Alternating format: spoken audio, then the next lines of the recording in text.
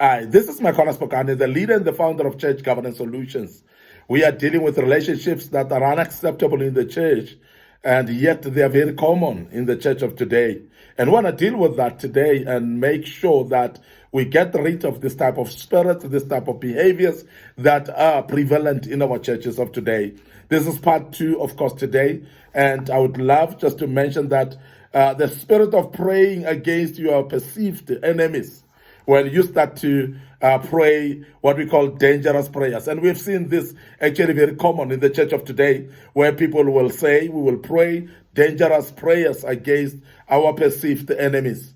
Now, first of all, according to the word of God, you must be cognizant that you need to love even your enemy.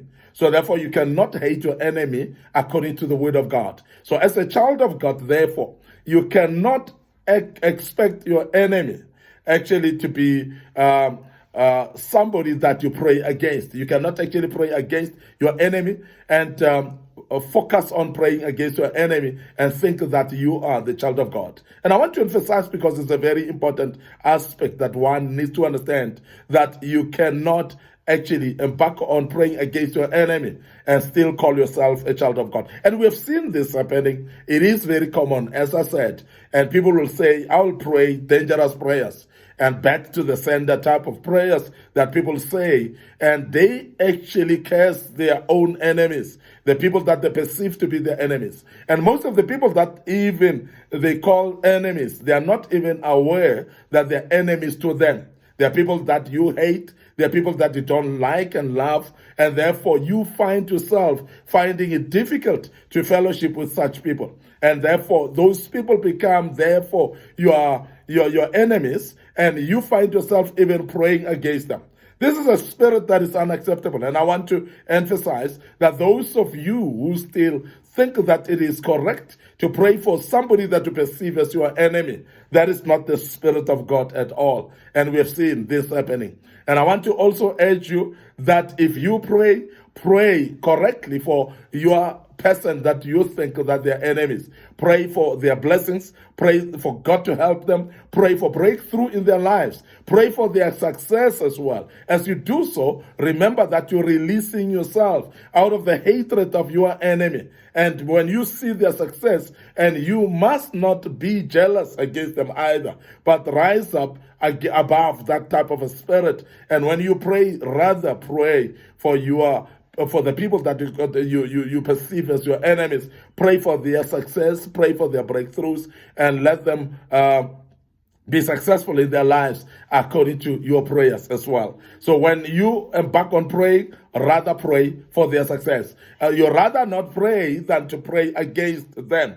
You rather not pray than cursing them through your prayers, because that is an evil spirit that you would be entertaining by praying actually against someone and cursing people and expecting God to bless you on the contrary. Now, be careful as well that whatever you utter with your mouth becomes actually formed. It becomes prevalent. It happens as well, because the tongue has got a tendency of creation. Whatever you say, actually you create, and it happens. When you curse someone, it actually becomes something that happens, because your tongue is having actually the power of death, is having the power of life as well in it. So be careful of what you say, even towards people that you perceive as your enemies. Now, as a child of God, be careful of not even praying at all, rather than praying against somebody that you perceive as your enemy. Now, the other relationship challenge that people have in the church, that we're having commonly in the church of today, is what we call working against one another. And this is a spirit that is very common. We have seen it in churches where people forget that we are here for one direction, for one vision, and we are carrying this work together in order to make the work succeed. And we forget, as children of God as well, that we are against or fighting against only one snake, which is the devil. And as a result, we find ourselves actually working against each other. Remember that when you work against your fellow brethren, you're basically delaying the work of God. you're basically working against God himself, because this is the work of God. It is not the work of your friend. So remember that if your fellow brethren, even though they can make you angry, but please realize that the work of God is the work of God, and it needs to continue and with full commitment, because when you serve as of you serving God. You're not serving the people. And therefore, you cannot actually say you are letting the people down by not supporting them in what they're working. And when you're starting to work against them, you're not working against them actually, but you're working against God in his own work and purpose. Now, I want to also warn anyone who is actually involved in working against other brethren that you are actually stalling your own progress in your life. Remember, when you work against other people, you don't learn in the process of doing things. And also, if you're having your own project to do, you're basically destroying potential of you being successful in any project that you do as well. When you are not committed to someone's project, you're not committed in someone's vision, don't expect any commitment from anyone about your own vision as well. So please be careful of that, because working against other people or failure to work together with other people, what it does, it actually destroys many other people. It does actually destroy you as well. It destroys the work that you guys are busy doing. And I want to urge you that you be careful of doing that. And we have seen members of the same church pulling to different directions. We have seen leaderships of churches pulling to different directions. And I want to warn you that when you pull to different directions, you're actually killing yourself and you're killing the vision as well.